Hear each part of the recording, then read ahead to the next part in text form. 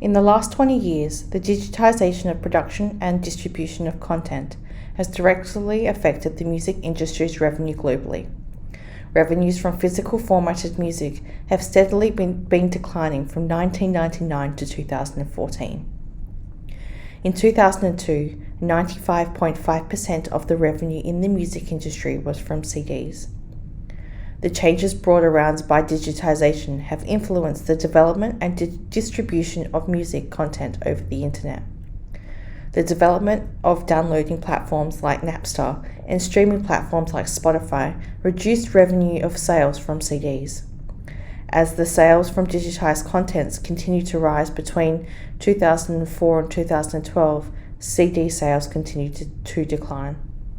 The introduction to peer-to-peer or P2P through Napster to the general public changed the way music was paid and shared for.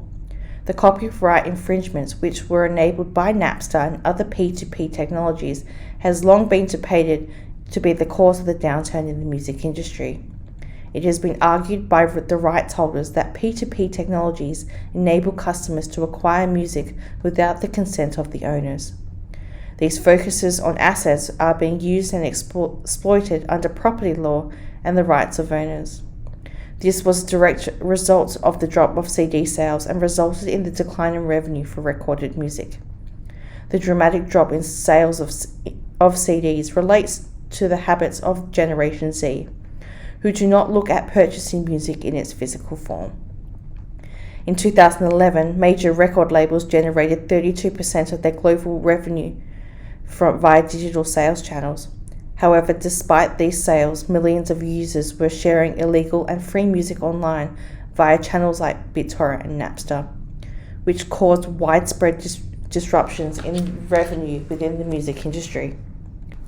Music firms have tried various ways to combat the change in digitization has had on music. Firstly, they tried informational campaigns regarding the attitudes and understanding of copyright-related issues. Secondly, lawsuits were filed against organizations and individuals violating legislation. This effort was created by record labels who represented trade organizations. Thirdly, the development of techniques restricting and controlling copying of music was implemented. However, the technologies used often failed. The effect of these changes resulted in a negative reputation of the music industry. Whilst decision makers within the music industry are aware of the damage it caused, they are attempting to sustain intellectual property values. Through introducing Napster, the rise of Apple iTunes provided an alternative to consumers. A song-by-song purchasing framework legitimized the digital music sphere. This framework allowed for purchasing of music to continue, however, it changed how albums were purchased. In the 2000s, streaming services entered the market. There were 3 types of streaming services: streaming radio, locker services, and on-demand. Streaming radio is an online version of radio stations. There are also online stations that specialize in certain genres, locales, or are more personalized to the listener. The listener is unable to choose the songs played, and therefore streaming radio is non-interactive.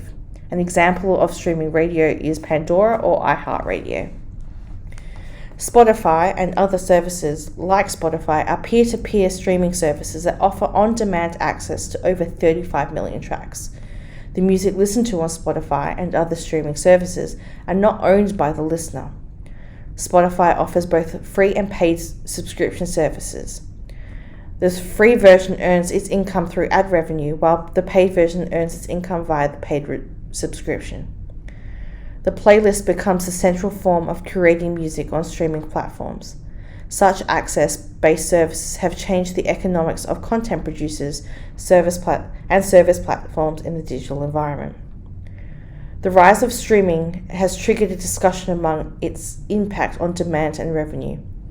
When music consumers use download services, songs are carefully chosen to reduce unnecessary spending as long as each song incurs a fee. On the other hand, streaming services are a fixed fee, and therefore consumers can listen to music with no additional costs. It has also changed how money is made off recorded music. In the last few years, revenues for the music industry have begun to recover. In 2017, digital music revenues accounted for 54% of the total industry revenues, and physical sales accounted for only 30%. The number of paying subscribers grew from 97 million in 2016 to 176 million in 2017 due to the increase in streaming consumption globally. However, there has been controversy surrounding streaming due to the amount of artists that were being paid. Concerns were being made from independent artists and superstars.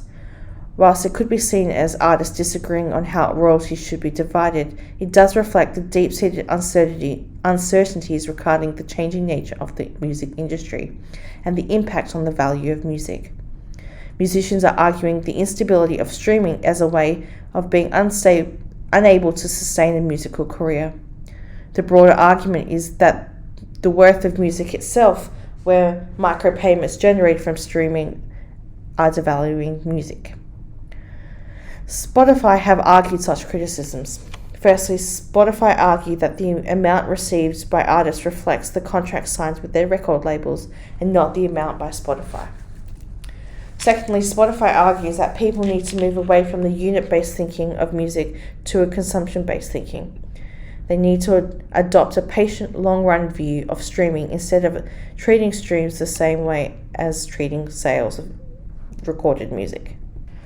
The major labels were originally quite hostile to digital music emerging. The record industry's revenue model was in the process of collapsing as the biggest commodities were being digitalized.